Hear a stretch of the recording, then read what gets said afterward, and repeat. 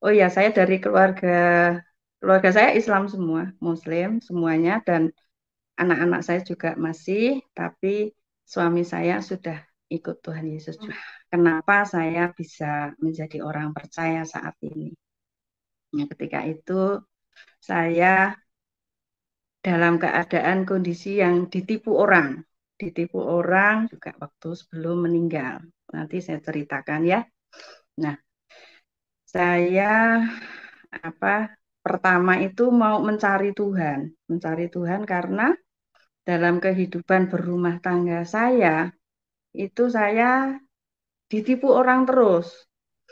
Nah, teman-teman kiai saya kan banyak, ada beberapa gitu. Jadi ada beberapa terus saya itu bertanya gitu loh. Oh ya, saya dulu juga mengajar beberapa ustadz yang apa namanya hafalan. Kan ada yang hafalan, ada yang memang udah dari mondok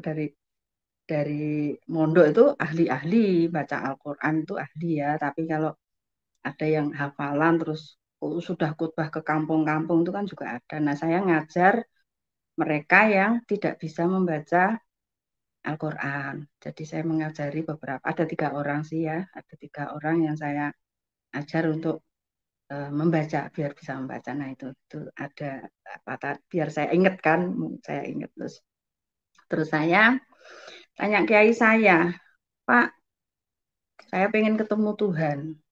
Tapi jawabnya, ya sana mati dulu. Padahal anak-anak saya masih kecil waktu itu, gitu loh. Loh kok harus mati dulu, kenapa? Berarti Allah kita nggak maha kuasa. Saya tanya gitu, saya dimarah-marahin. Tapi ya, kamu itu udah tak kasih ayat-ayatnya ini, dihafalkan, dan dibaca setelah kamu tahajud. Gitu. Akhirnya saya disuruh puasa 40 hari 40 malam. Kemudian saya hafalkan ayat-ayat itu, jadi penggalan dari beberapa ayat-ayat, penggalan gabungan ada Al-Baqarah, ada surat Yusuf, ada macam-macam pokoknya ya. Nah, itu saya suruh menghafal gitu. Sebelum kamu baca kamu harus hafal. Oh iya Pak, saya hafalkan, terus saya sholat tahajud, saya suruh puasa tuh 40 hari 40 malam. Tapi kan waktu itu ya namanya perempuan kan masih ada halangan kan gitu. Tapi saya nggak gas itu ya, cuman dalam perjalanan waktu saya ngambil puasa itu setelah haid saya selesai. Nah itu terus saya lakukan sesuai dengan petunjuk Pak Kiai. Saya lakukan, saya sholat tahajud tuh 40 hari 40 malam rencana gitu loh. Tapi pada hari ke 21 itu saya ditemui, bukan ini langsung ada sinar gitu loh, di depan saya itu ada sinar terang gitu, terus membentuk manusia terus sambil pegang tongkat. Nah, cuman saya heran siapa ini kok ada sinar yang membentuk orang gitu. Saya bertanya-tanya juga waktu itu ya, terus saya nggak begitu, saya masih cuek gitu loh, masih cuek. Terus yang hari kedua itu saya habis sholat tahajud ya datang lagi sinar itu. Kok ada lagi sinar, siapa ini? Nah, sambil begini tangannya. Gini. Nah, di sini ini ada lubangnya. Ada lubang pakunya tuh juga bersinar gitu loh. Waduh, kok yang nemi kok Isa Al-Masih gitu loh. Padahal kan saya pengen ketemu Tuhan nih. Kok yang ketemu kok Nabi. Ya, waktu itu kan saya Nabi tahunnya kan. Nah, saya masih belum ini ada respon gitu loh. Tapi yang hari ketiganya itu tangannya tuh begini. Jadi tangannya begini sambil ngomong, bukan kamu yang memilih aku, tapi aku yang memilih kamu. Yang tak ingat cuman itu agak panjang, cuman saya ingatnya itu aja. Ngomong apa ini lah, tapi kan tangannya begini, terus saya berusaha untuk megang gitu lah. Tangan saya tuh anget, jadi di sini tuh hangat gitu. Tapi terus hilang gitu, sosok itu tuh hilang. Nah, dari situ saya 6 bulan dari situ, terus saya ngomong sama kiai saya, Pak saya ketemu, bukan, saya tuh kan pengen ketemu Allah lah, kok yang nemuin kok Nabi Isa. Oh ya, terus yang nemuin kok Nabi Isa gitu. Terus berarti kamu itu sebentar lagi murtad gitu. Saya langsung digitu kata Pak Kiai saya. Alah Pak, jangan ngomong kayak gitu, saya gitu. Enggak, saya gitu waktu itu gitu loh. Tapi saya ya bertanya juga kok, kenapa yang nemuin Isa gitu loh. Ya puji nama Tuhan, salam jumpa lagi bersama saya Sobat channel Teva Kreatif. Apa kabar kalian semua? Harapan saya kita semua dalam keadaan baik ya. Ya pada kesempatan ini seperti biasanya kami akan menayangkan lagi sebuah kesaksian dari seorang muslimah yang dimana ia mengalami sebuah kesulitan dan juga ia menanyakan di mana Tuhannya sehingga tidak bisa membantunya. Hingga pada akhirnya ia menemukan karena ada persoalan tersebut, ia juga bertanya siapakah Tuhan yang bisa menolongnya, dan disitulah Tuhan Yesus menampakkan diri dan menolongnya. Nah sahabat Tuhan, seperti cuplikan video yang kita dengarkan, tanpa berbasa-basi mari kita sama-sama tonton kesaksian berikut ini agar tidak gagal paham. Silahkan menonton. Puji Tuhan, selamat malam semuanya. Salam sejahtera untuk semuanya. Saya nama Tumbar Winarsih. Saya suami saya sama suami saya sudah almarhum. Anak saya 3, laki-laki semua dan sudah jadi dokter, sudah lulus Fakultas Hukum IUP, dan nomor 3 sudah lulus juga. Jadi semuanya sudah lulus gitu. Nah, saya 7 bersaudara. Saya nomor 2 tapi kembar. Jadi nama saya Tumbar Winarsih, kembaran saya Jinten Sumbarsih.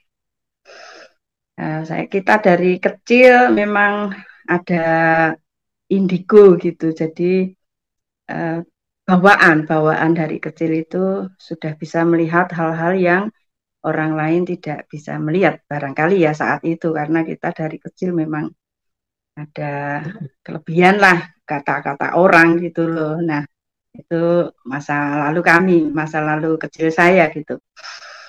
Nah, saya mau cerita tentang kenapa saya bisa menjadi orang percaya saat ini. Nah, ketika itu saya dalam keadaan kondisi yang ditipu orang. Ditipu orang. Oh ya, saya dari keluarga saya Islam semua, Muslim semuanya, dan anak-anak saya juga masih, tapi suami saya sudah ikut Tuhan Yesus juga waktu sebelum meninggal. Nanti saya ceritakan ya. Nah, saya pertama itu mau mencari Tuhan karena dalam kehidupan berumah tangga saya itu saya ditipu orang terus. Jadi dari awal cuma 10 juta, naik 50 juta, 100 juta.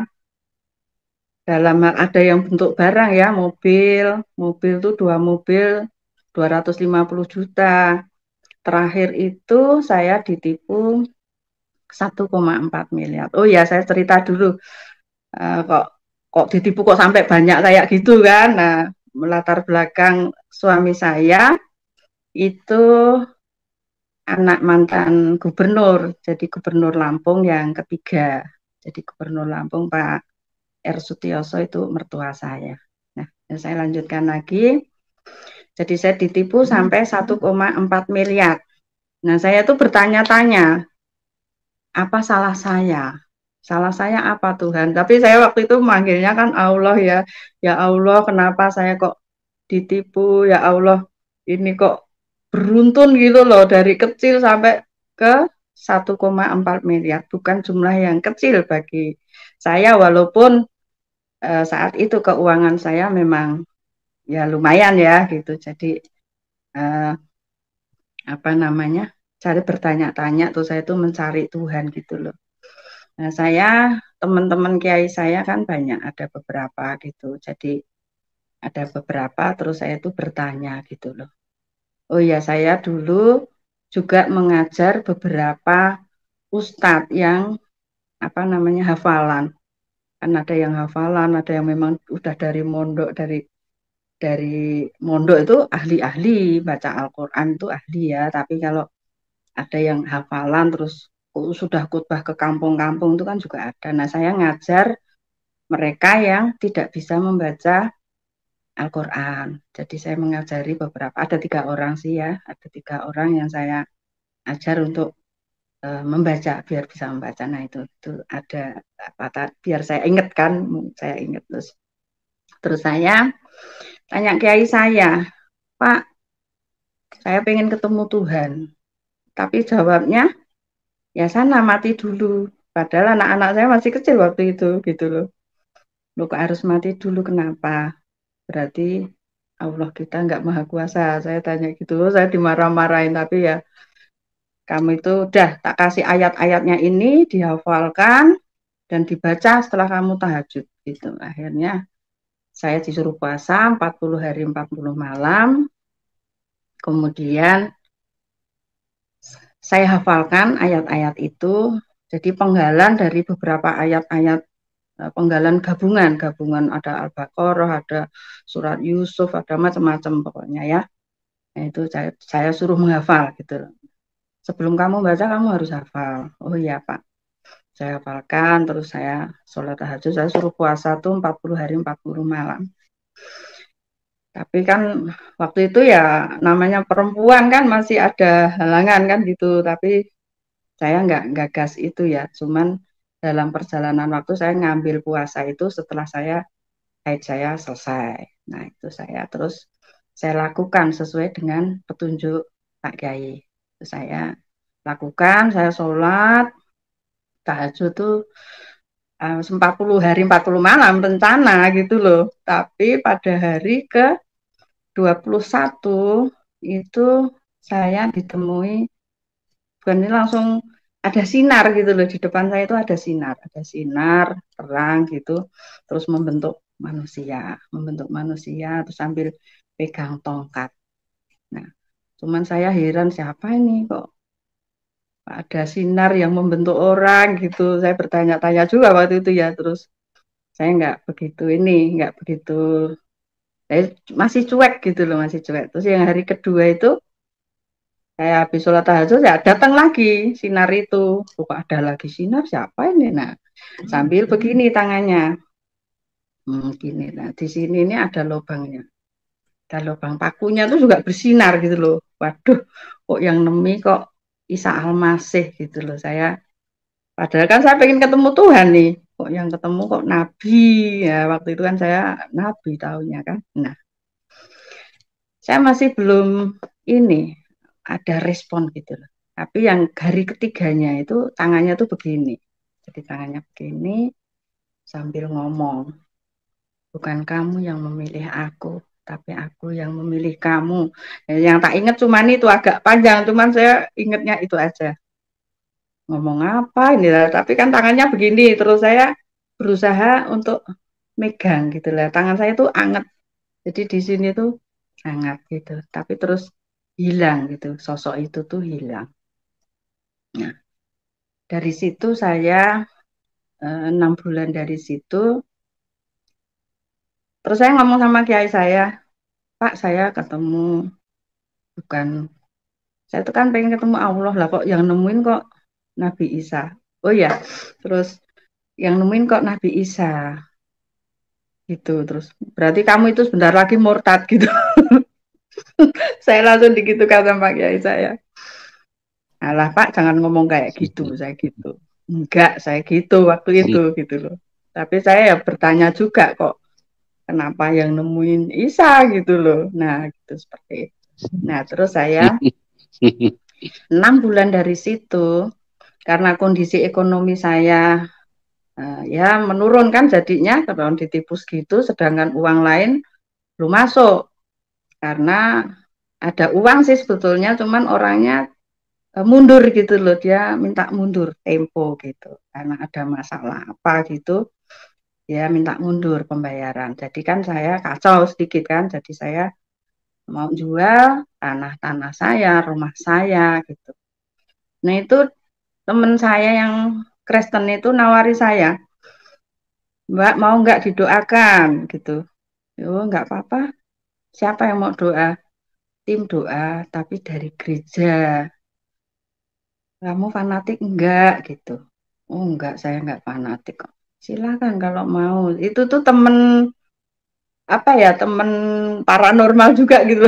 Kita kan latar belakang dulu kayak paranormal juga gitu loh. Nah seperti itu teman saya nawari gitu. Nah ya sudah, terus akhirnya datang doain kita, mendoakan. Padahal sebelumnya itu saya udah minta tolong Pak Kiai, teman-teman saya itu untuk doakan tanah saya biar laku, untuk doakan ini yang nipu-nipu ini juga didoakan, dimujahadai segala. Sekali mujahadah itu kan kita harus nyiapkan nasi kotak 200, 300 kan kayak gitu. Tapi kan hasilnya itu enggak ada gitu. Jadi terus didoakan sama tim doa. Tim doa itu doa hari Jumat. Hari Jumat itu doa, terus harus ada kesatuan keluarga, harus ada kesatuan hati antara keluarga supaya berkat-berkat itu turun gitu.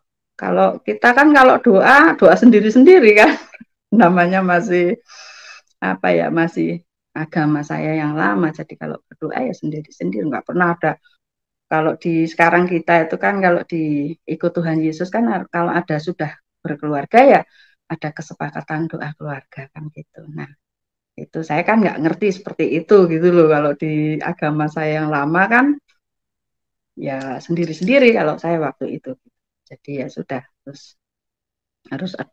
Jadi waktu didoakan tuh harus ada kesepakatan doa Mbak antara suami istri, syukur bisa anak-anak gitu. Oh gitu ya, iya. Ya udah, terus akhirnya didoakan itu. Dari situ nggak lama yang menipu mobil saya dua itu kan 250-an juta ya, itu tuh datang ke rumah. Padahal saya tuh sudah nyari rumahnya nggak pernah ketemu, terus nyari showroomnya itu sudah tutup gitu, showroomnya sudah tutup. Akhirnya itu malah datang ke rumah minta maaf karena kondisi kaki patah, tangan patah. Terus dia minta maaf sama saya, sama suami saya, uangnya sudah kepake gitu loh. Nah, terus saya bilang, ya terus gimana Mas tanggung jawabnya? Saya gitu. Nah, saya bisa Bu, tapi saya nyicil. Akhirnya dicicil itu tiap 5 juta per bulan. Ya sudah lunas gitu loh. Jadi saya kan bertanya-tanya nih, perbedaan antara saya yang beragama Islam saat itu didoakan gini, hasilnya itu ya itu kan prosesnya saya 2 tahun tuh, prosesnya saya ditipu sampai 1,4 miliar itu tadi 2 tahunan. Nah ini baru didoakan baru sekali saja, ya sekali terus bersambung-sambung ya, memang ya setiap seminggu 2 kali saya didoakan, ada pendeta yang datang ke rumah mendoakan saya dan keluarga saya. Nah mujizat pertama itu mobil itu yang melarikan mobil saya itu datang. Saya tuh terus heran gitu loh, wah kok bisa ini ya, saya gitu. Terus saya diajak ke gereja. Pertama diajak ke persekutuan, jadi kayak pengajiannya orang Islam gitu ya, tapi persekutuan uh, keluarga Kristen. Saya diajak, terus saya diajak ke gereja. Nah ketika diajak ke gereja itu ada, misalnya ada pendeta mau khotbah, itu saya ngomong sama teman saya pinjem Alkitabnya, saya gitu. Nah, soalnya kalau pas begitu mau ibadah tuh tiba-tiba tuh di depan ini ada tulisan gitu loh. Jadi kayak waktu itu pendetanya itu mau khotbah tentang Matius 28 gitu ya, misalnya saya lupa tentang Matius 28. Terus saya pinjem Alkitab teman saya, coba cariin Matius 28 saya gitu. Terus dia buka seret, terus dikasih pita, udah ditutup aja. Nanti pendetamu itu loh khotbah tentang ini. Saya kok tahu Mbak? Nggak tahu ada tulisan di sini saya gitu. Oh ya ya ya. Nah udah, akhirnya pendeta khotbah itu bener Ternyata tentang itulah teman saya kan cuma lihat saya, cuma lihat kok bener sih Mbak ya nggak ngerti yang ada tulisannya kok saya gitu. Nah itu yang pertama. Terus yang kedua tentang Lukas berapa itu saya juga lupa. Itu saya buktikan sebanyak 7 kali. Nah sebanyak 7 kali ibadah minggu. Jadi minggu sebanyak 7 kali gitu loh.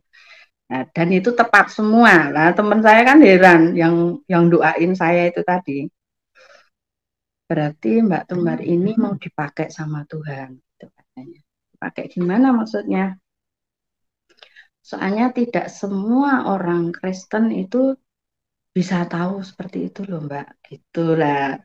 Saya kan terus cerita. Lah saya memang dari kecil bisa kok melihat yang kayak kayak gitu tulisan-tulisan gitu saya bisa saya gitu. Tapi enggak ini penglihatannya Mbak Tumbar ini dipakai gitu loh terus. Jadi kalau memang seperti itu anu aja Mbak, maksudnya saya suruh ikut Tuhan gitu loh. Berarti saya disuruh Kristen nih kayak gitu. Enggak, cuman kan sayang sekali karena mau dipakai Tuhan gitu. Terus, nah, tapi suatu saat saya tuh ada penglihatan, saya doa sama Tuhan itu suruh puasa 3 hari 3 malam. 3 hari 3 malam, nah itu kan puasa Ester. Puasa Ester, tapi kan saya nggak tahu. Saya pikir itu puasa ngebleng gitu loh.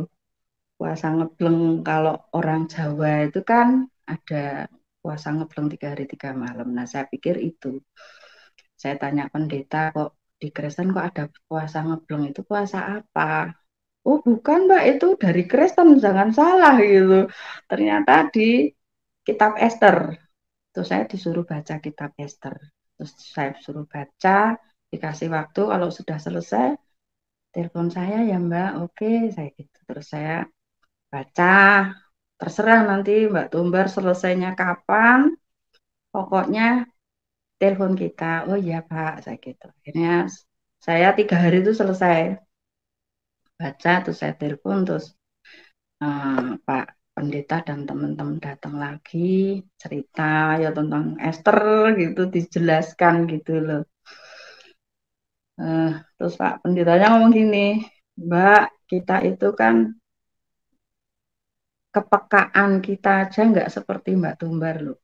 Bisa mendengar, bisa melihat ketika pendeta khotbah sudah ngerti, terus berarti mau dipakai Tuhan gitu. Terus saya, oh gitu. Terus ya Mbak Tumbar kan sudah mengakui nih, Tuhan Yesus itu Tuhan sebagai Tuhan dan Juru Selamat secara pribadi. Nah, itu Mbak Tumbar itu sudah bikin surat pernyataan namanya.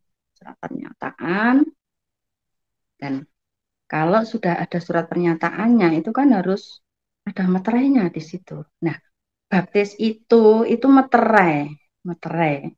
Oh gitu Pak. Berarti saya jadi Kristen dong, saya gitu kan. Mbak Tumbar mau sholat silahkan, mau ngaji silahkan, mau ini silahkan. Itu cuma sebagai meterai saja, gitu katanya. Ya saya pikir dulu lah Pak. Akhirnya dalam saya minta waktu 3 hari juga. Tapi belum 3 hari itu, saya kan doa dulu nih malam kan. Tuhan, kalau memang ini kehendakmu terserah engkau. Kalau memang aku mau pakai, terserah engkau. Saya gitu. Nah, akhirnya besoknya itu saya kok malah terus telepon sama pendeta lagi. Pak, saya dibaptis sekarang saja gitu. Terus, lu dibaptis itu nggak bisa mendadak seperti ini karena kita kan harus nyewa kolam ada harinya gitu. Oh, gitu ya Pak. Terus tanggal berapa? Akhirnya tanggal 10 Juni 2011 saya dibaptis. Jadi saya terima Tuhan Yesus itu 10 Juni 2011. Nah, saya didoakan sama tim-tim doa itu untuk bisa mengampuni orang-orang yang bersalah sama saya istilahnya kan. Jadi saya disuruh berdoa terus, suruh mengampuni. Tapi kan dalam hati juga saya tanya-tanya loh, orang Kristen ini aneh kan gitu. Walau uang 1,4 miliar suruh ngampuni kan gitu. Padahal kan ilmu-ilmu saya kan masih terpengaruh gitu loh, jadi masih ada pengaruh. Saya memang dulu pernah mau nyantet orang juga dengan teman-teman saya gitu. Tapi di sisi lain ada yang ngerem gitu loh. Jadi di sisi lain saya pengen nyantet, pengen membunuh istilahnya. Tapi di sisi lain jangan gitu. Jadi ada dua sisi yang bertabrakan. Tapi saya ya puji Tuhan saya tetap kuat gitu loh. Akhirnya saya belajar untuk bisa mengampuni orang itu seperti apa. Ya saya belajar terus. Akhirnya ketika saya benar-benar bisa mengampuni orang yang 1,4 miliar itu kembali. Jadi itu kan masuk pengadilan niaga. Karena itu saya beli rumah tapi tidak dibangun. Jadi itu perumahan. Yang ditipu bukan cuma saya, ada ratusan orang. Jadi dia bikin perumahan, 5 perumahan itu semuanya ternyata sertifikatnya sudah masuk bank semua dan dia lari gitu.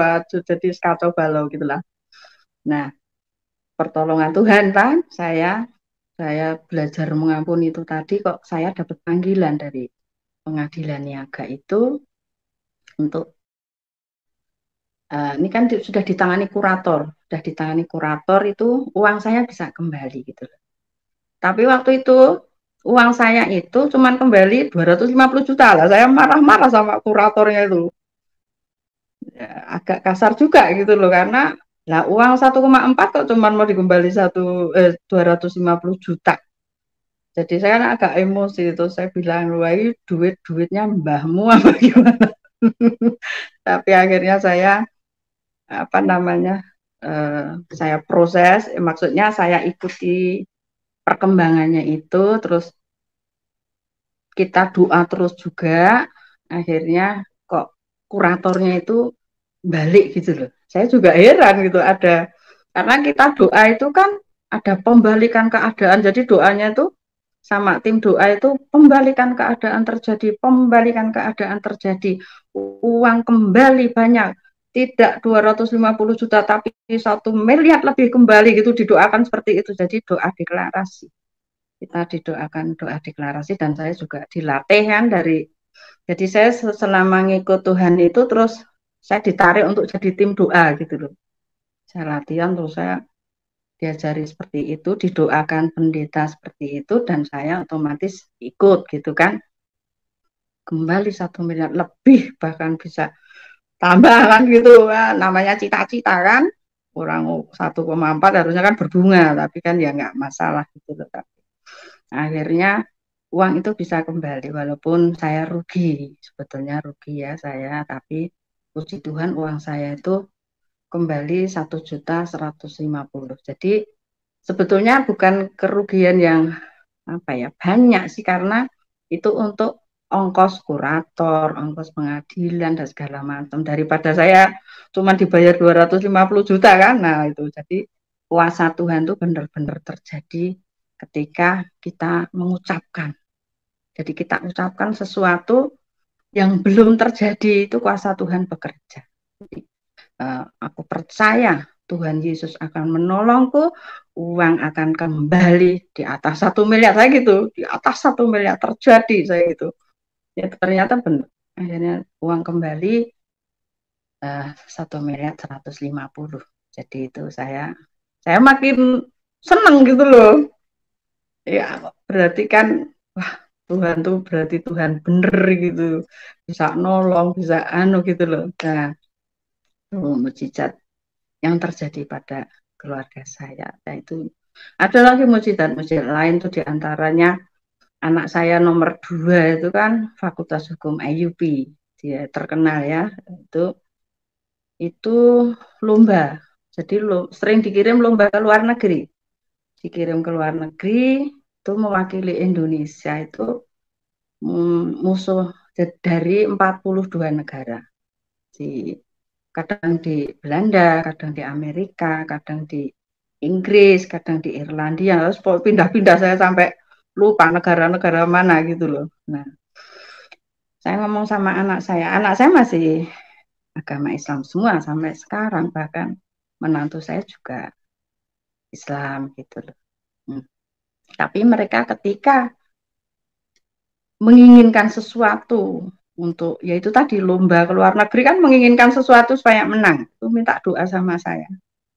Ibu doain Bu gitu. Terus ya tak bawain minyak, itu minyak urapan, tak doain sebelum berangkat itu. Tak ajari doa juga. Saya ajari doa anak saya, tak bawain minyak.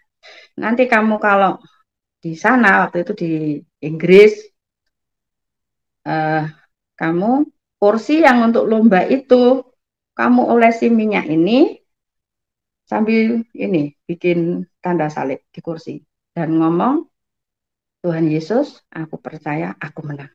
Itu ya, saya gitu. Iya ya, mesti sama Tuhan Yesus.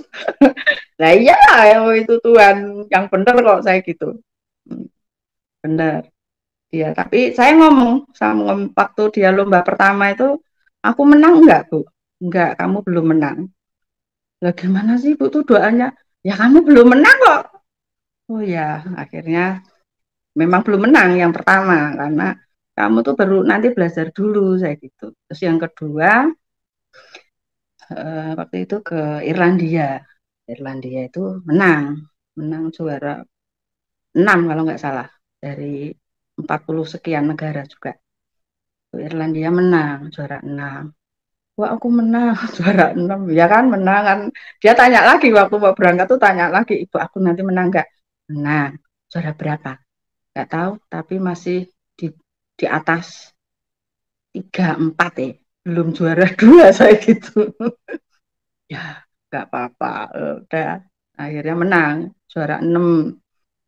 Terus yang ke berapa itu yang di Belanda itu menang juara 4.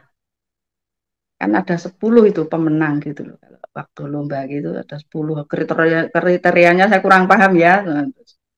Terus yang terakhir itu pas di Amerika, itu pas di Amerika yang pas ada badai di sana itu. Nah itu ada badai di sana itu menang apa juara 2. Makanya anak saya nomor 2 itu kan selain kuliah itu malah dapat gaji gitu. Jadi dapat gaji dari sponsor apa namanya, pengacara-pengacara gitu loh. Nah itu ngasih gaji ke grup anak. Itu kan satu grup. Yang lomba itu satu grup dan nanti yang maju misalnya 2, nah gitu. Tapi satu grup tuh saling mendukungkan gitu. Nah terus nah itu dapat sponsor itu tiap bulan 2 juta waktu kuliah. Tapi sekarang udah lulus ya, jadi sudah selesai. Itu anak saya yang nomor 2.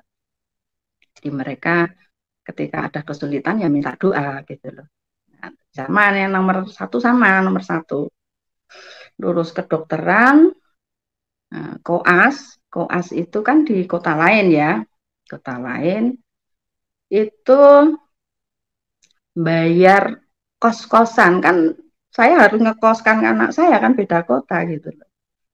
Nah puji Tuhan itu yang punya kos-kosan itu karena anak saya itu kan pinter, itu yang anaknya dia kan temennya dokter juga. Nah itu tiap ada pekerjaan apa, pokoknya di yang bimbing tuh anak saya lah. Ketika koas itu kosnya di sana di kota tempat temen anak saya itu gratis 2 tahun dan ya namanya kos dokter apa namanya di sana Jawa Timur ya itu mungkin kalau ya lumayan lah mungkin 1 juta lebih ya sebulan lebih, soalnya ada AC kamar mandi dalam segala macam kan mahal. Itu tak bayar itu enggak mau, padahal saya sudah bawa uang untuk setahun itu enggak mau dibayar ya.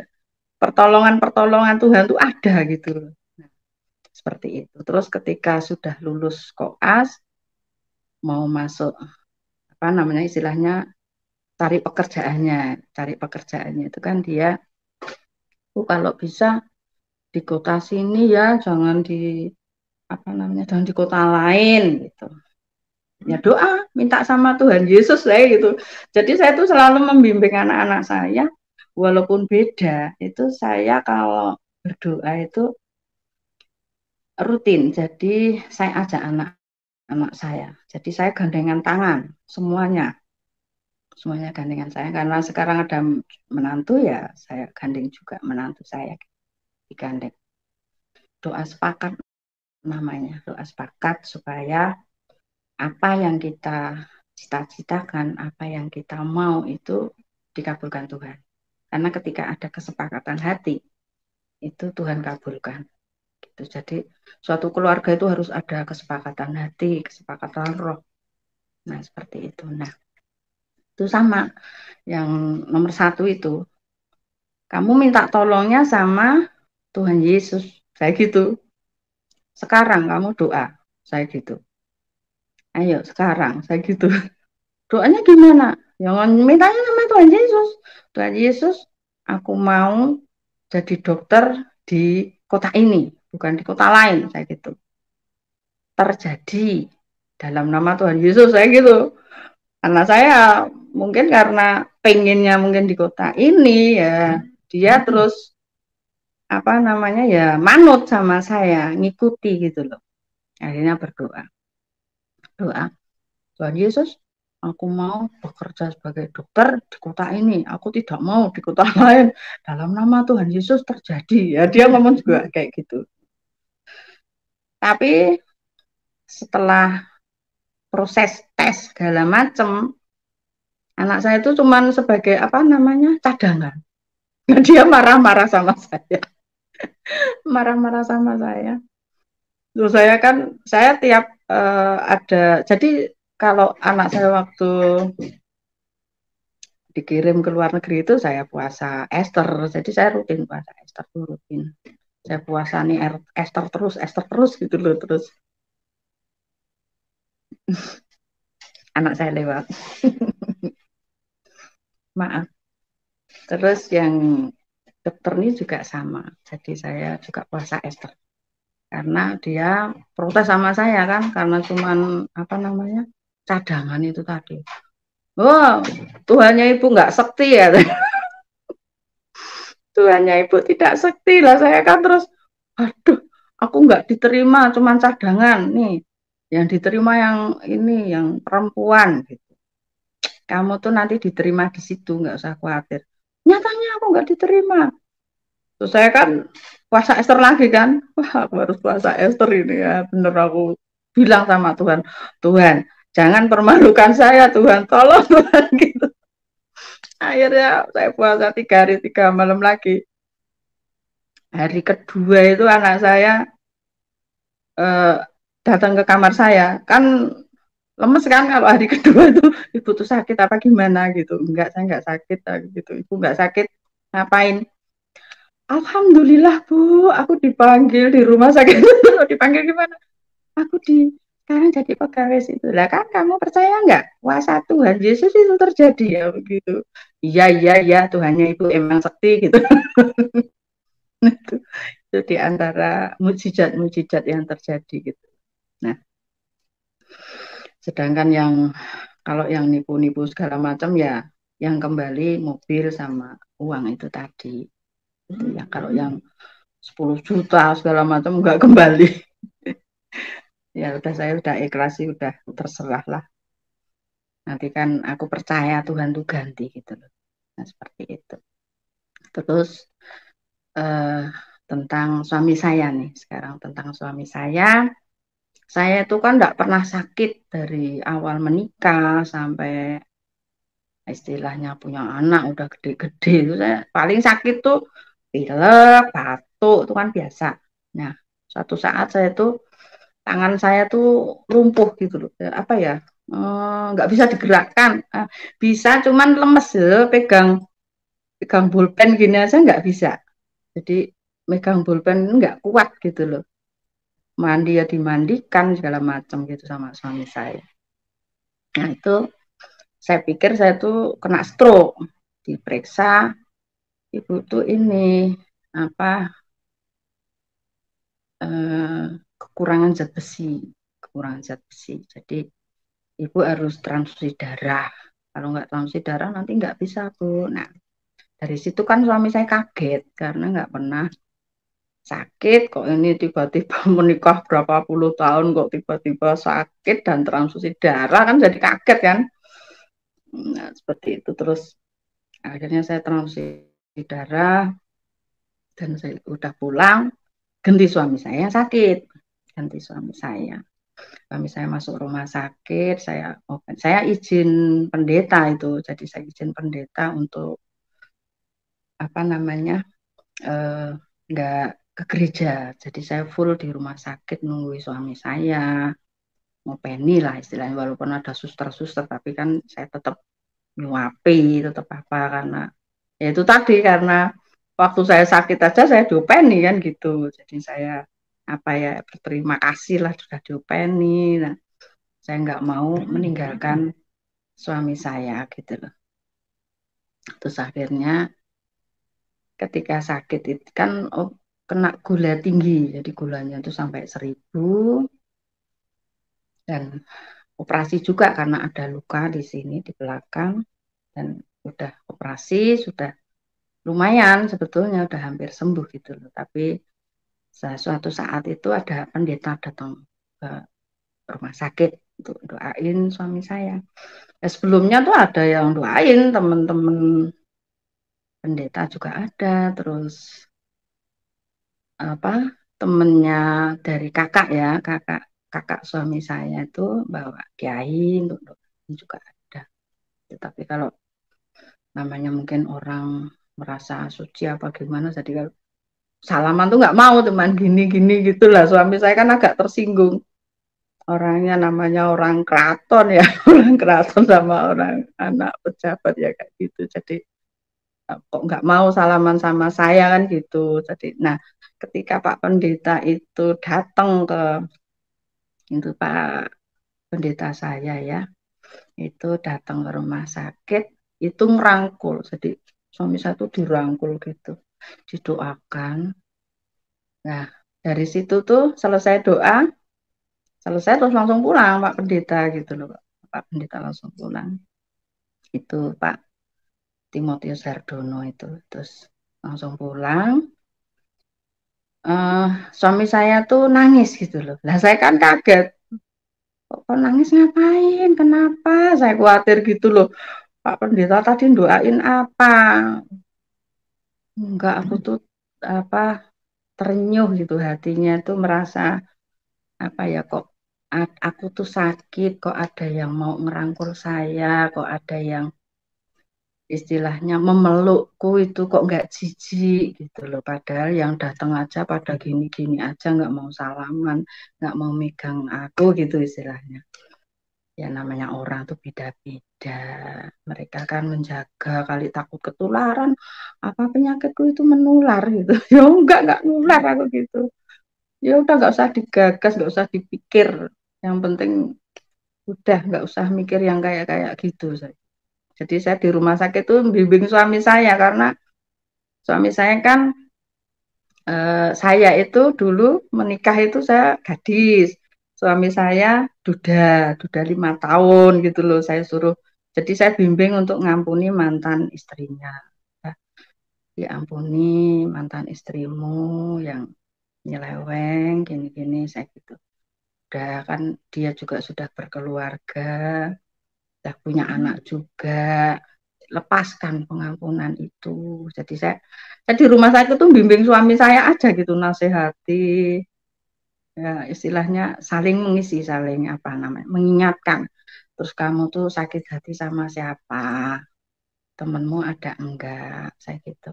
Ada, disebutin tuh namanya, ini tak ajari doa juga, tak ajari doa juga. Nah dari situ tuh, terus apalagi pendeta datang itu, nah itu yang memicu suami saya. Jadi saya selama 1,5 1,5 bulan itu membimbing suami saya dengan berbagai nasihat untuk ngampuni orang, untuk nggak mikir yang aneh-aneh lah, udah semua yang ditipu nggak usah dipikir, saya gitu. Nanti yang kecil-kecil nggak usah dipikir, nanti Tuhan ganti, saya gitu. Iya, iya, iya. Udah. Terus akhirnya suami saya tuh besoknya itu langsung aku minta dibaptis. Saya kan kaget orang, lu kok minta dibaptis maksudnya gimana gitu. Ya enggak, aku minta dibaptis gitu. Minta dibaptis akhirnya mintanya dibaptis sama yang pendeta yang doain itu tadi lah, itu orangnya di Jakarta kok.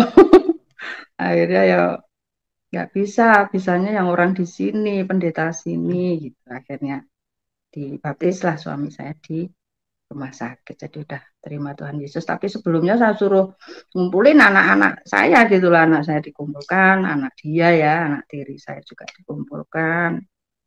Semuanya ngomong kalau saya nggak dipengaruhi ibu, nggak. Nah, saya atas kesadaran saya sendiri gitu. Akhirnya ya anak-anak ya udah Pak terserah. Ya mungkin karena takut apa gimana waktu itu ya mungkin nggak ngerti lah. Tapi suami saya sudah diselamatkan dalam Tuhan. Gitu. Nah, oh ya sebelum sebelum itu terjadi itu waktu saya setelah dibaptis, mumpung inget ya, saya kadang lupa. Setelah dibaptis itu kan saya ada surat baptis nih, pakai map dikasih sama pendeta. Nah, setelah 2 minggu saya dibaptis, saya dikasih surat baptis. Nah, saya tuh lupa, tuh tertinggal di mobil gitu loh, tertinggal di mobil. Nah, terus turun kan saya cuman bawa tas aja, tas cangklongnya, tas cangklong saya harian. Nah, suami saya kan, saya tuh pelupa memang, jadi terus suami saya ternyata yang menemukan, tapi dia juga nggak ngomong, cuman surat baptis saya tuh disimpan dia gitu loh. Nah, suatu saat saya tuh nyari-nyari karena mau ke Yerusalem waktu itu mau daftar gitu loh. Terus dia tuh ketawa-ketawa itu. Terus diajak makan bakso saya. Diajak makan bakso di jalan tuh saya di apa namanya diomongin. Aku tuh tahu kamu tuh udah jadi Kristen. Terus nah terus ya udah itu kan sudah pilihanmu. Ya udah nggak apa-apa. Mau nyatanya kamu sekarang berbeda dengan yang dulu, udah berubah gitu. Jadi oh ya udah. Tapi nggak usah mempengaruhi aku, nggak usah mempengaruhi anak-anak gitu katanya. Siapa yang mempengaruhi ya aku gitu? Enggak, mana aku pernah ngajak-ngajak juga enggak kok aku gitu.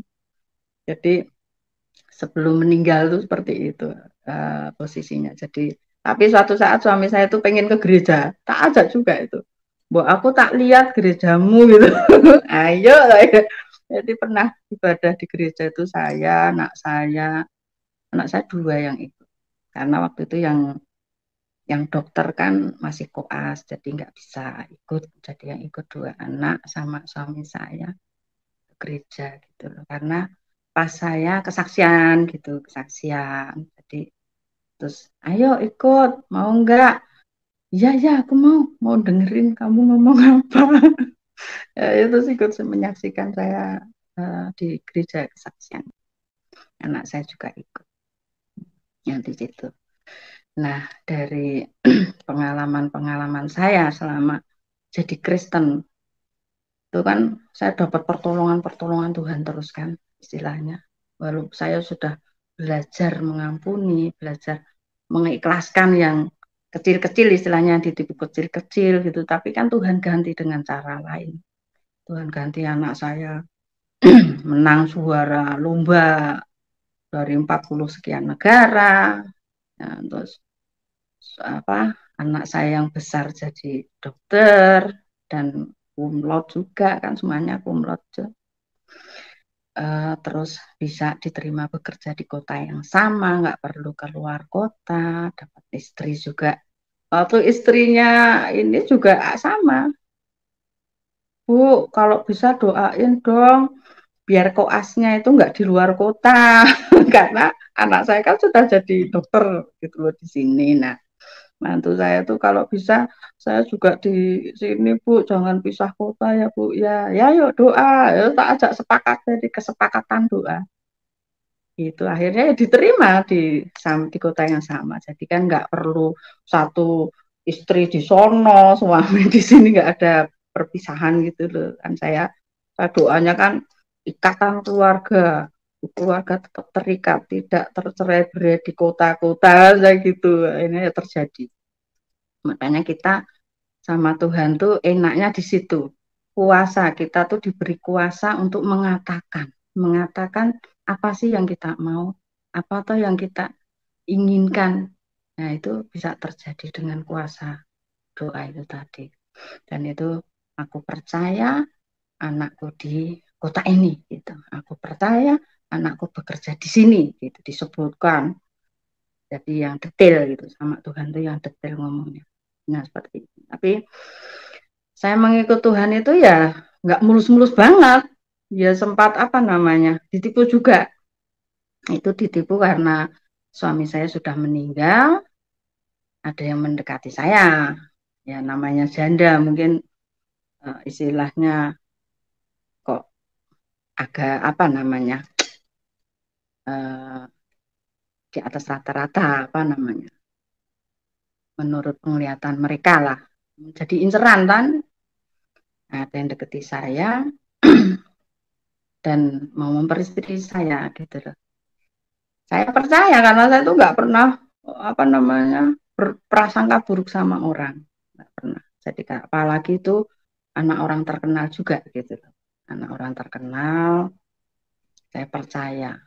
Nah ternyata kepercayaan saya tuh ternyata dia tuh licik karena dalam kelicikannya itu dia dibaptis, langsung minta dibaptis, terus apa namanya eh, langsung konsultasi pernikahan sama pendeta saya tuh pernikahan konsultasi pernikahan sudah gitu loh. Nah ternyata saya kan waktu sama suami saya kan saya baru di transfusi darah sakitnya itu. Nah sedangkan saya ada miom dan harus dioperasi karena kalau itu nggak dioperasi ya nanti saya kekurangan ini lagi zat besi dan sebagainya gitu harus operasi ternyata lah itu pas saya operasi mobil saya itu 4 itu dibawa minggat sama orang itu jadi saya tuh bertanya sama Tuhan Tuhan salah saya apa lagi gitu kan wah jadi saya kacau lagi kan antara saya di sini anak Tuhan di sini saya sebagai paranormal saya yang apa masa lalu saya jadi bentrok di situ saya kan jadi emosi tingkat tinggi masih tingkat tinggi bentrok terus saya hubungi teman-teman paranormal saya terus mereka kesepakatan antara saya dengan ini gitu loh mau ya mau tak bunuh itu 25 juta ongkosnya 25 juta terus saya kasih 10 juta yang 15 nanti kalau udah selesai nah dalam perjalanan waktu nih udah kesepakatan dan itu nanti mati semua Mbak nggak usah khawatir di sisi lain saya anak Tuhan tapi ini tumbuh warna saya gemes kan waduh kok saya kok ditipu lagi ya gitu nah terus tapi akhirnya suatu saat tuh saya kena tampar istilahnya kena tampar pendeta karena ketika mau melaksanakan itu ritualnya itu hari Minggu sore jadi ritualnya itu Minggu malam karena Senin tuh sudah mati itu orang gitu loh nah tapi hari Minggu sore kan ibadah Minggu saya khotbahnya itu bilang gini pokoknya apa bedanya kamu dengan orang itu maksudnya orang itu orang jahat itu gitu loh firmannya saya lupa cuman seperti itu apa bedanya kamu dengan orang itu kalau kamu membalas kejahatan dengan yang dia lakukan jadi kayak saya tuh ketampar muka istilah aduh ini firman ini untukku terus aku tuh sampai rumah Tuhan ampuni aku Tuhan aku gitu terus Tuhan tuh bilang ya sudah uh, saya suruh ke orang itu teman saya paranormal saya bawa uang 15 juta kurangnya itu orangnya udah kumpul nih dari Jawa Timur kan ngerti sendiri kalau dari Jawa Timur seperti apa paranormalnya Itu saya ngomong, Pak, maaf Pak, nanti ritualnya nggak usah dilanjutkan. Maaf sekali wah saya dimarah-marahin. Gimana kita udah puasa, sudah ini. Iya Pak, saya tahu. Saya tetap bawa uang sisanya. Saya bayar, saya gitu. Oh gitu ya Bu, iya iya ya. Terus sayang sekali loh Bu kalau nggak dilanjutkan gini. Udah Pak, maaf saya nggak. Saya tadi ibadah di gereja itu saya ketampar firman saya gitu. Oh gitu ya Bu, iya. Maaf saya nggak jadi saya gitu udah. Biar nanti Tuhan yang bekerja. Saya. Akhirnya nggak jadi. Saya belajar lagi untuk ngampuni. Saya minta pengampunan sama Tuhan. Tuhan ampuni aku. Tuhan, semua ilmu-ilmuku ini, Bu. Kan memang saya diajari pendeta untuk pelepasan semua ilmu-ilmu saya gitu loh. Jadi rutin saya didoakan untuk pelepasan juga semua ilmu. Jadi pelepasan ilmu itu ya harus dari saya, bukan pendeta yang nyuruh, ilmumu harus dilepas, gini-gini, enggak. Harus ada kerelaan di sini. Kalau enggak ada kerelaan, enggak bisa. Enggak bisa gitu loh. Nah, seperti itu. Nah, ilmu-ilmu saya dulu macam-macam. Kenal sama orang salaman tuh mati tahun berapa tuh tahu tanggalnya aja saya tahu gitu. Ngerti lah. Terus misalnya ada orang kecelakaan, misalnya orang ini nih datang ke rumah saya. Terus saya lihat mau kecelakaan nih, tak ingetin, gak usah pulang, pulangnya nanti aja. Aduh, aku nggak bisa Mbak, ini mau ada perlu gini lah. Ya sudah, saya nggak bisa ngomong, kamu nanti kecelakaan loh, nggak bisa. Tapi ya sudah, orang dia nggak bisa saya tahan gitu. Kalau bisa saya tahan, ya selamat gitu. Tapi karena dia ngeyel ya udah kecelakaan gitu. Itu 3 orang udah kayak gitu. Tapi ada satu 4 ya, yang satu tuh mau gitu loh. Kenapa sih Mbak kok saya nggak boleh pulang? Pokoknya jangan pulang sekarang, jangan. Saya nggak bisa ngomong untuk kamu nanti kecelakaan, nggak bisa. Jangan pulang ya, jangan. Akhirnya ngobrol-ngobrol lagi di rumah gitu kan.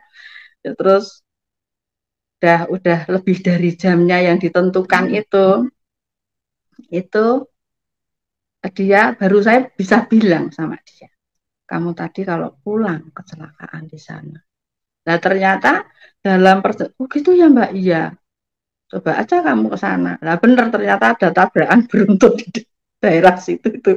Iya, telepon saya ada tabrakan, makanya kamu kalau pulang bisa kena itu. Nah, itu jadi mungkin itu ilmu saya yang dulu gitu. Nah, seperti itu apa. Jadi mengikut Tuhan itu ternyata ya masih ada ujian-ujian. Tergantung kita itu bisa enggak untuk mengampuni orang. Nah, yang menipu saya itu tadi, itu mobil 4 itu tadi, kan sama barang-barang antik saya, barang antik-antik saya kan banyak, termasuk itu. Kalau dirupiahkan ya 1 miliar, 1 miliar lagi. Jadi saya kan ngomong sama Tuhan, Tuhan, aku ikut Tuhan. Kok ini aku ditipu lagi, kenapa? Salah saya apa lagi nih Tuhan? Nah gitu. Tapi saya terus, ya udah Tuhan terserah engkau, saya gitu. Rencanamu yang terjadi gitu. Jadi ketika saya bisa mengampuni orang itu, kan saya sudah lapor polisi juga gitu loh. Karena saking emosinya kan saya mengambil langkah dengan pemikiran saya. Nah, saya tadinya mau membunuh, tadinya tapi enggak jadi ya. Terus yang kedua saya sudah lapor polisi, sudah lapor Polda segala macam dan bukti-bukti juga sudah ada. Ya udah, saya ketika saya mengampuni orang itu 2 tahun itu prosesnya itu 2 tahun. Jadi orang itu kan lari. Terus ketika saya benar-benar bisa mengampuni orang itu tuh menikahkan anaknya. Ini mungkin orangnya juga lihat ya karena dia berteman dengan saya. Saya nggak, ini harus tak ceritakan tapi kan saya nggak menyebut nama ya. Menikahkan anaknya. Nah saya langsung sama polisi ngomong, Pak, ini orangnya baru menikahkan anaknya. Tolong ditangkap sekarang. Dan saya nggak mau Pak ini laporan saya ini bocor. Karena kemarin saya laporan orangnya di sini nggak bisa nangkap karena ada kebocoran. Saya tahu kalau dia punya saudara di sini, saya gitu. Kalau ini nanti sampai lepas, saya naik ke Jakarta, saya gitu. Saya ada jalur ke Kapoldanya, Kapolri, Kapolda, keliru. Ke Kapolri, saya gitu. Nah, kan takut mereka. Dan langsung bergerak itu malam itu ditangkap. Ya udah terus diproses penjara. Penjara ya sudah masuk penjara. Tapi kan jadi aset saya nggak balik gitu. Aset cuman kembali satu mobil. Satu mobil. Walaupun saya tuh tahu mobil saya tuh sekarang dimanapun saya tuh tahu mobil saya di mana. Cuman ya sudahlah, terserah engkau Tuhan, ini kegoblokan saya, keteledoran saya gitu. Cari suami juga nggak tanya dulu, gitu kan kesalahan saya. Harusnya kan waktu pengen punya suami ya bertanya, Tuhan boleh nggak aku menikah, kan gitu kan. Aku nggak langsung aja ada yang mau nyenengi karena ini ya terus langsung mau tanpa diselidiki, tanpa ini, ya itu keteledoran saya. Terlalu percaya sama orang. Itu saya minta ampun sama Tuhan. Tuhan ampuni aku. Aku nggak akan ngulangi lagi. Itu sama. Akhirnya ya sudah, saya nggak ini lagi. Tapi di sisi lain saya apa namanya, ada istilahnya, ada harta lain yang bisa saya urus gitu loh. Ada harta lain yang bisa saya urus walaupun belum kembali total, tapi ada beberapa tahapan memang ya. Jadi saya baru dapat separuh dari uang yang dijanjikan gitu loh. Ya, uh, itu kita juga doa itu untuk penjarahan aset-aset istilahnya. Penjarahan yang sudah dicuri iblis. Nah, itu ada doanya, doa untuk penjarahan. Penjarahan. Aku jarah kembali semua yang telah dicuri iblis. Aku jarah kembali gitu. So, kalau doa deklarasi seperti itu. Jadi ketika kita punya iman, ketika kita percaya bahwa pertolongan Tuhan itu ada, itu terjadi. Jadi kalau doa jangan ragu-ragu. Jangan mengucap gini tapi apa iya ya bisa kembali. Nah itu menutup menutup pintu Tuhan tuh sebetulnya mau ngasih berkat. Ketika dalam hati aja terselip sesuatu, apa iya ya ini uang ini bisa kembali. Nah itu sudah menutup. Makanya jangan, ketika berdoa sama Tuhan ya harus percaya. Karena Tuhan itu kan roh. Kita nggak semua orang kan bisa melihat Tuhan. Tapi berbahagialah mereka yang suci hatinya. Karena mereka akan melihat Tuhan. Itu ada itu di Injil. Nggak tahu, saya lupa. Pokoknya ada perkataan seperti itu. Jadi orang yang suci hatinya itu bisa melihat Tuhan. Tapi itu Tuhan yang berkehendak, bukan kita. Seperti saya ketika ketemu Tuhan Yesus, waktu itu saya menyebutnya Isa ya. Itu kalau bukan Tuhan yang berkehendak nggak akan bisa. Jadi kadang kan orang agama saya yang lama itu marah-marah sama saya. Mana mampu kamu bisa melihat Tuhan, kan gitu. Saya dimarah-marah. Terserahlah saya gitu.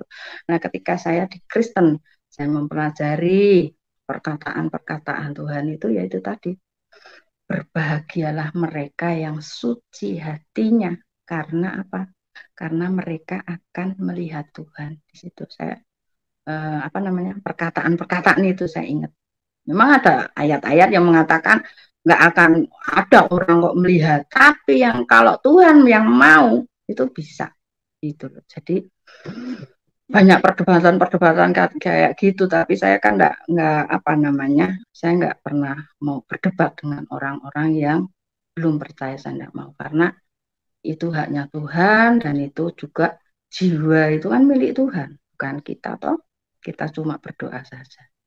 Jiwa-jiwa itu milik Tuhan, ya Tuhan yang berkehendak. Kalau Tuhan berkehendak, misalnya yang sekarang sering mencela gini-gini kan, ada yang berdebat kayak gitu. Kalau suatu saat Tuhan berkehendak, nggak akan bisa menolak. Bisa. Jadi siapapun nggak akan bisa. Banyak sekali teman-teman saya yang mantan teroris, yang internasional maupun yang nasional, saya kenal beberapa itu sama sama semua posisinya, tapi mereka ya nanti biar saya hubungi aja nanti mereka mau nggak untuk bersaksi di sini gitu. Semoga saja mau ya, kita doa saja nanti. Nah seperti itu, jadi ikut Tuhan tuh ya itu tadi, nggak terus mulus-mulus, ada saatnya diuji, itu namanya diuji. Ketika kita diuji, kita balik tidak kan gitu. Tuhan tuh menguji saya loh, ya toh, dengan ditipu 1 miliar tuh kan Tuhan menguji saya. Ini anakku ini nanti kembali lagi enggak ini kan gitu. Orang saya yang ditipu 1,4 itu saya ada orang nih yang mau apa namanya eh, ngasih saya 2 kali lipat gitu loh, ngasih saya 2 kali lipat, ngasih saya 2 kali lipat dan untuk saya bisa kembali lagi. Jadi tak kasih kamu 2 kali lipat tapi kamu kembali lagi. Oh nggak bisa. uh, Bapak tuh loh mau ngasih saya 5 miliar, saya nggak akan kembali. Keimanan saya nggak akan saya jual. Saya gitu. Kamu itu ngeyelan gitu. Ya terserah saya Pak, saya sudah nyaman ikut Tuhan Yesus. Saya sudah nyaman. Saya tolak gitu ajakan untuk kembali lagi saya. Dan saya tuh goblok-gobloknya sama anak saya, karena saya ceritakan ibu tuh goblok banget, mau dikasih lebih mau 2 kali lipat lo nggak mau, ini wah dimarah-marahi saya nggak mau, ibu nggak mau, pokoknya ibu ikut Tuhan ya sudah ikut Tuhan.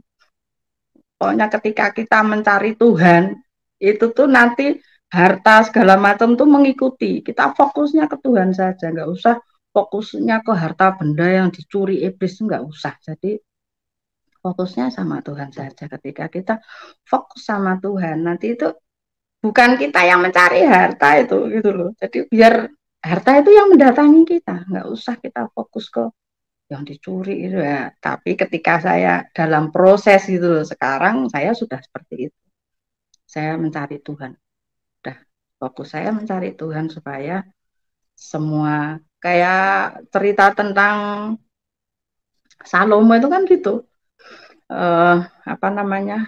Minta hikmat saja, minta hikmat Tuhan, aku cuma minta hikmat aja dari Tuhan. Ya Tuhan, yang penting aku hikmat dari Engkau saja Tuhan, supaya ketika ada orang-orang yang konsultasi, ketika ada orang-orang yang bertanya tentang kehidupan mereka seperti apa, itu aku bisa memberi solusi lewat hikmat yang dari Engkau. Saya cuma bilang gitu, saya doanya seperti itu. Jadi kadang orang konsultasi sama saya tentang penyakit, tentang apa sakit penyakit, tentang pengusiran setan-setan segala macam, macam-macam.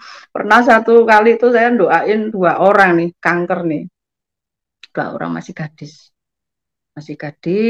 semuanya. Saya ngomong dari Kristen ya, tapi Katolik. Pokoknya kalau sudah minta doa ke kita, jangan lagi mendatangkan paranormal atau mendatangkan orang pintar atau bagaimana, sanggup enggak? Saya mesti tanya kayak gitu. Kalau minta doa sama saya, sama tim kita gitu, biasanya saya gitu. Nah, ternyata ini kan kanker semua ya.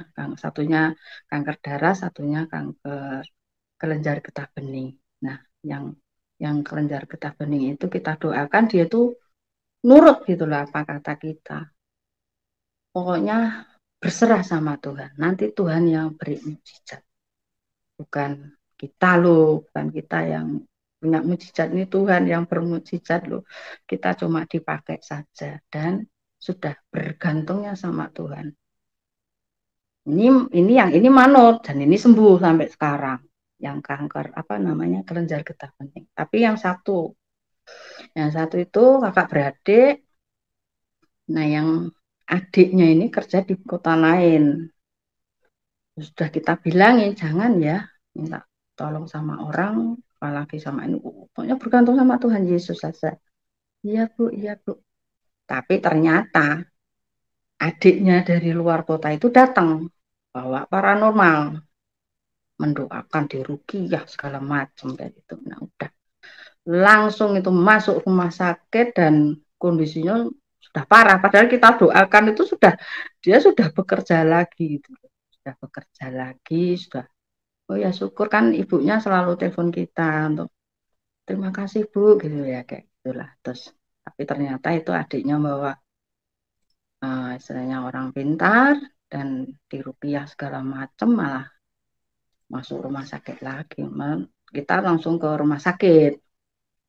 Rumah sakit ternyata yang saya lihat kan istilahnya iblis itu sudah brodoli dalamnya itu sudah rusak gitulah penglihatan rohani saya. Jadi akhirnya meninggal gitu. Jadi sebelum meninggal tuh anak itu masih sadar, masih ngomong sama saya, masih Bu maaf ya, tuh adik saya kemarin bikin, oh ya nggak usah minta maaf sama saya, minta maaf sama Tuhan, udah minta ampun sama dia. Ya ya ya ya kita doakan, terus kita doakan, tapi ya sudah. Orang tuanya juga minta maaf sama kita, tapi saya kan maaf Pak Bu, kita kan cuma berdoa, kalau minta maaf, minta ampun sama Tuhan, jangan sama kita. Oh iya Bu, tapi kan kita sudah melanggar katanya. Gitu. Ya udah nggak apa-apa, udah terlanjur. Ya sudah ini Tuhan berkehendak lain gitu loh. Jadi saya ngomong sama tim doa saya gitu loh. Nggak sampai 3 hari ini kasihan saya gitu. Dan benar itu nggak sampai, cuma 2 hari di rumah sakit terus meninggal. Ya.